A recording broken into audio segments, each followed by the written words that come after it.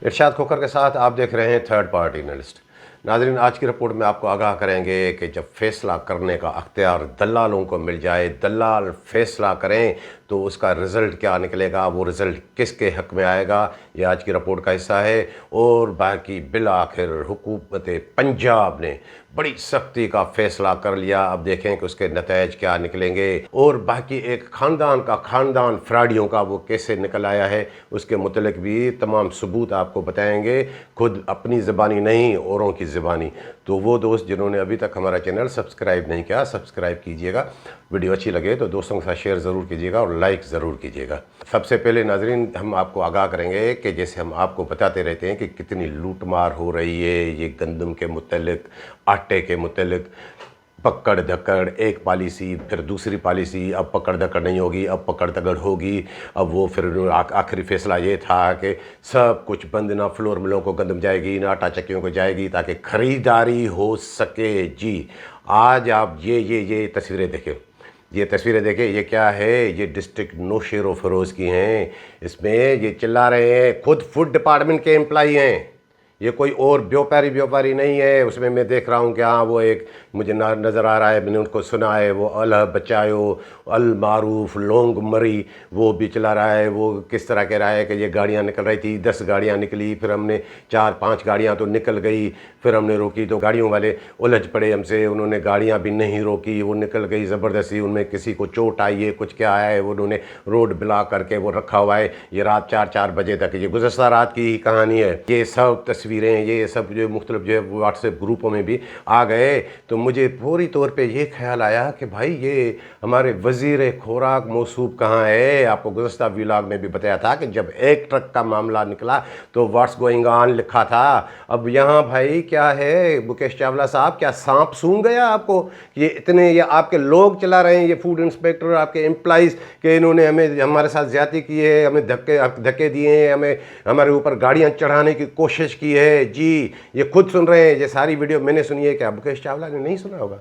कितनी अजीब बात है। लेकिन इसमें खामोशी की असल वजह क्या है? वजह यह है कि खुद वो जो आपको बता रहे हैं कि एम्प्लॉइज़ कह रहे हैं, वो लोग मरी, वो कह रहे हैं कि जब गाड़ियाँ रोकी तो उन्होंने कहा कि नहीं, ये डायरेक्टर फूड के भाई की हैं, तुराब शाह की गाड़ियाँ हैं। जी, आपको गुज़श्ता व्लॉग में भी बताया था ना कि इसका ये भाई नहीं है, उसका भांजा है फ्रॉडी, ये तस्वीर भी आपको दिखाई थी, और उसका दूसरा भांजा फरहान शाह। अब उसकी वजह से खामोश। अब वहाँ का न्याज आरी जो बेचारा वो DFC ये नौशेरो फरोज़, वो क्या करे? 10-12 गाड़ियाँ, मेरी इतला है कि 15 गाड़ियाँ थी वो निकली। और उसकी डील किसने कराई थी? हाँ, ये तुराब शाह उसमें इन्वॉल्व है, इसका भांजा, लेकिन उसके पीछे वो उसका चेला भी है, मुर्तज़ा उन्नड़, फ्राडी उन्नड़ जो सुपरवाइज़र। फिर ये गाड़ियाँ निकली, इस पर ये खामोश क्यों है मुकेश चावला? और सिक्योरिटी खामोश क्यों है? सिर्फ इसलिए कि ये डायरेक्टर, यानी यूँ अंदाज़ा लगाएं कि ये ख़ानदानी फ्राडी, सिर्फ ये एक बिशनी शाह, इमदाद शाह नहीं है, ये सब इसके भांजे भतीजे सब इन्होंने इसी फ्रॉड पे लगाए हुए हैं। और नाज़रीन, आपको ये भी बता दें कि हाँ, ये इतना बड़ा चालाक है ये डायरेक्टर फूड। अब इनसे अगर कोई सवाल करे, कहेगा नहीं, इनसे मेरा कोई ताल्लुक़ नहीं है, तुराब शाह से, फरहान शाह से मेरा कोई ताल्लुक़ नहीं है। जब अपने वालिद मोहतरम की 63वीं बरसी मनाते हो, उसमें इनका नाम क्यों लिखते हो अगर ताल्लुक़ नहीं है? और ये इतना फ्रॉडी है कि ये DFCs को फ़ोन भी करेगा कि नहीं, इनसे मेरा कोई ताल्लुक़ नहीं है, ये आए तो ये ना करना करो। और अगर किसी ने DFC ने उनको ओबलाइज नहीं किया तो फिर उसका हशर नशर भी कर देगा, यानी फ़ोन भी करेगा कि उनको डिसओन भी करेगा। और अगर किसी ने उनको डिसओन किया तो फिर उसके साथ ऐसी हालत करता है, ये मुझे पता है, क्योंकि ये अपने आप को मोमिन करके पेश करता है। ये मोमिन नहीं है, मुनाफिक है। और हमने देखा है कि मुनाफिक तो मुनाफिक होते हैं, लेकिन अगर वो मोमिन के रूप में कोई मुनाफिक बन जाए तो फिर उससे शैतान भी पनाह मांगता है। ये वो बंदा है, इतना ढीठ है। अब ये सारा कुछ इस पे देखें कि अब सिक्योरिटी की नज़र जाती है। बाकी अली मक्सी का काम वो ऐसे ही चलता रहता है। और नाज़रीन, आपको बता दें कि घोट की फार्मूला भी अब आ रहा है सारी सिंध में। जी, ये तो सुनते जाएं। अब क्या हुआ है, परसों 3 अप्रैल को 3 अप्रैल को जो आपको बताते हैं कि वो मामूली सा एक एडिशनल डिस्ट्रिक्ट फूड कंट्रोलर जिन्हें इन्होंने डीएफसी लगाया है दादू में, हसन अली मक्सी, माफिया का ज़ाहिर सुरगना है वो परसों गए हैं घोटकी में। क्यों गए हैं भाई? आप डीएफसी दादू हैं, आपका घोटकी में क्या काम? वो फ्लोर मिल वालों से जाके उन्होंने वहाँ मीटिंग की है कि नहीं हमारी खरीदारी नहीं हो रही है, 50% हमें ख़रीदारी कराएं। फिर बातचीत वहाँ हुई ये इधर उधर कि नहीं हम 40% टारगेट आपको अचीव कराएंगे, तो वो मामलात उस पर बन गए। और उसके साथ कौन? उसके साथ डीएफसी लाड़काना विशनदास उर्फ आंटी शमीम भी, और उसके साथ दूसरा कौन? वो डीएफसी कश्मीर जिसकी बड़ी ख्वाहिश है कि घोटकी में उसको मिले पोस्टिंग, उसकी सल्तनत है, वो अख्तर बोजदार वो भी उसके साथ, और डिप्टी डायरेक्टर वहाँ के जो सखर रीजन के करीबला सुमरो ये वहाँ पे। अब बताएं तो सही कि वो दादू का डीएफसी वो वहाँ पे डील किसके बलबूते पे करने गया है? ये दलाल है ना, इससे बड़ा दलाल कोई नहीं मिलेगा मुकेश चावला को। और क्या इससे ये साबित होता है कि डीएफसी वहाँ का जो है वो भी नाअहल है? हाँ वो तो नाअहल है ही, स्मिंगलर उन्होंने वहाँ लगाया है। वहाँ का डिप्टी डायरेक्टर जो करीब लासुमरो वो भी नाअहल है, और जो बैठे हैं सब नाअहल है। ये ही एक अहल नज़र आया है उन्हें, क्योंकि ये खांचे का मामला है। और नाज़रीन ये पार्ट 1 है घोटकी फार्मूला, अब पार्ट 2 भी आएगा। लास्ट ईयर भी मैंने देखा था, मुझे पता है, आपको कई मरतबा आगाह किया था कि पहले ऐसे ही मामला गए थे फ्लोर मिल वालों से कि भाई यहाँ 5-5 लाख भी देंगे, फिर इतनी बोरियां भी देंगे। फिर दोबारा उसमें डायरेक्टर इमदाद शाह उसके बीच में आया, उन्होंने कान में पट्टी पड़ाई मुकेश चावला को, ये तो घाटे का सौदा है, ये तो करोड़ों का मामला है, फीमेल से करोड़ों मिलेंगे, ये आपने कैसे सौदा किया है? फिर वो गया था, फिर वो पकड़ दक्कड़, और उसमें सबसे ज़्यादा जो वहाँ का व्यापारी है घोटके का, मुझे याद है जो आपको बताया था कि छोटा मलक रियाज, वो जो महेश भाई 4-4 फ्लोर मिले, और उनके जो है कॉटन फैक्ट्रीज़, और सबसे बड़े वो मुकेश चावला के साथ भी करीब है, लेकिन उनका चूहे बिल्ली का खेल चलता है, पैसे भी उससे वो बटोरता रहता है, कभी सख्ती भी कराता है महेश पे, फिर वो पैसे भी देता है। और ऐसे नहीं सब फ्लोर मिलों पे ये भी ये धंधा जारी रखेंगे। अब ये सिर्फ जो है ये पार्ट 1 है, फिर इमदाद शाह भी वहाँ जाएगा और बड़ी डील करके आएगा। ये पहले ये फ्लोर मिल वाले ये टारगेट पूरा करें, तो उससे फिर आगे क्या मामलात बनेंगे। और बाकी आपको गुज़श्ता एक व्लॉग में बताया था कि वो स्मिंगलिंग वाला मामला, वो आपको एक वीडियो भी दिखाई थी, ये वीडियो देखें।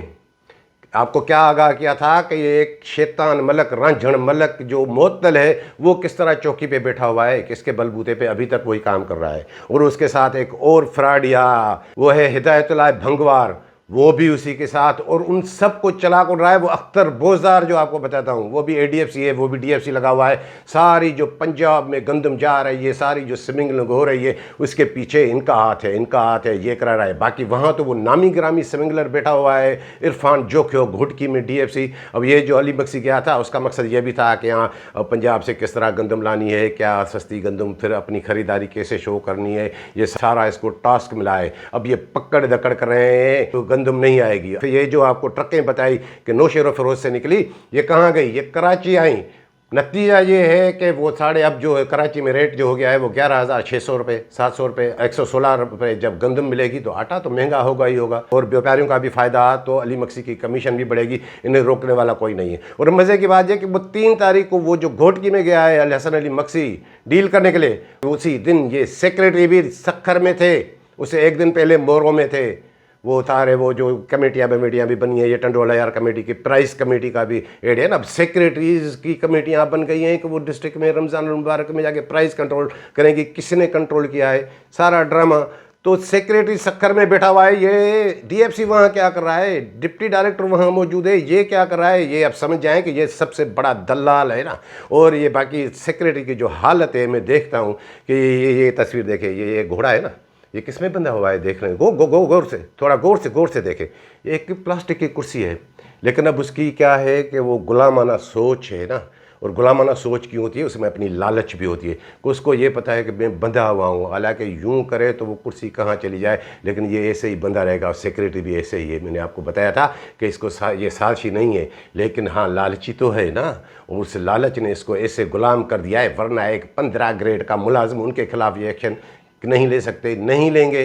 नहीं लेंगे तो ये भी खुद सीट पे नहीं रहेंगे। और उसी दिन 3 तारीख को मुकेश चावला साहब भी वहाँ आए, सेक्रेटरी ने भी उसके बंगले में रिहाइश अख्तियार की थी, वो आए। वो क्यों आए कि वो 4 तारीख को शहीद जुल्फ़िकार अली भुट्टो की 44वीं बरसी थी, उन्हें वहाँ जाना था। ये फिनांस सेक्रेटरी भी है पीपल्स पार्टी सिंध का, ज़ाहिर है खर्चे वर्चे। अब मुझे तो बड़ा अफसोस हो रहा है कि कहाँ इतनी बड़ी हस्ती शहीद जुल्फ़िकार अली भुट्टो, उनकी शहादत उन्होंने क्यों कबूल की, किसके खातिर की, इन दलालों की वजह से। कहाँ मुकेश चावला, कितनी बड़ी सितम ज़रीफ़ी है कि उन्होंने लोगों को तड़पा के रख दिया है। क्या शहीद जुल्फ़िकार अली भुट्टो का ये ख्वाब था कि ये लोगों को इस तरह रुलाएं, निवाले के लिए, रोटी के निवाले के लिए कमीशनें बटोरते रहें। अब ये कितनी तारीख की सितम ज़रीफ़ी है। और आपको जो बताया कि दलाल के हाथ में फ़ैसला, ये दलाल ये हसन अली मक्सी है, इसके हाथ में जब फ़ैसला होगा तो रिज़ल्ट आप देख रहे हैं कि रिज़ल्ट सबके सामने है कि वो क्या रिज़ल्ट निकल रही है। और नाज़रीन आपको आखिर में बता दें कि जैसे हमने आपको इंट्रो में ही बताया कि हुकूमत पंजाब ने बड़ी सख्ती का फ़ैसला किया है। अब बड़ी सख्ती होगी। ये जो सिंध वाले सोच रहे हैं कि हम पंजाब से गंदम की ख़रीदारी करेंगे, नहीं, बड़ा नुकसान हुआ है पंजाब में। ये जो बारिशें हुई है, ये 22 तारीख तक बारिशें बता रहे हैं सिंध में भी, वहाँ गंदम की फसल ऐसी तबाह हो गई है, अल्लाह खैर करे, क्योंकि ये पूरी मुल्क की फूड सिक्योरिटी का मामला है। लेकिन पंजाब हुकूमत ने, मेरी इतला है कि इस मरतबा उन्होंने भी, जिस तरह आप बार्डर पर आप तो चोरी करके खुद बेच रहे हैं ना, मैंने देखा है कि पंजाब वाले सख्ती करेंगे तो सख्ती होगी। वो इनकी तरह चोर नहीं है कि पैसे दे के गंदम छोड़ते रहे। हाँ, उनका अपना टारगेट अचीव हो गया तो फिर वो कहते हैं कि अब भले जाने दें। लेकिन हुकूमत पंजाब ने भी अब सख्ती की है। और कई, मुझे पता है, कई फ्राडियों ने पहले ही व्यापारियों को पैसे निकाल के पेशगी, जी, अरबों रुपए वो इस आश्रय पे दिए कि अब पंजाब से खरीदारी करेंगे। गंदम है नहीं, वो कागजी तौर पे इन्होंने अभी तक दिखा दिए कि हमने ये कर दी, इतनी गंदम आ गई। और डिस्ट्रिक्ट बेनज़ीराबाद में भी कुछ ऐसे ही कहानी चल रही है। अब देखें, दीदार मक्सी को खास कर नहीं लगाया है मजीद कीरो सेंटर पे, मुझे मेरी जो इत्तला है कि उनसे भी उन्होंने करोड़ों रुपए निकाल के उन्हें दे दिए हैं, कहा ये गंदम की खरीदारी करा के देगा। अब होगा क्या, जितना कुछ होगा, दीदार मक्सी जिम्मेदार आप होंगे, इंचार्ज आप हैं, खास कर की तो मोजे ही मोजे। तो नाजरीन, असल बात जो आपको बतानी थी कि ये पंजाब हुकूमत ने बड़ी सख्ती करने का फैसला किया है। अब देखें कि जब तक उनका टारगेट अचीव नहीं होता वो बॉर्डर नहीं खोलेंगे। और मेरे ख्याल में अब पंजाब में भी गंदम आना शुरू हो गई है। तो ये थी आज की रिपोर्ट पसंद आई हो तो दोस्तों के साथ शेयर ज़रूर कीजिएगा। मिलेंगे अगली रिपोर्ट के साथ।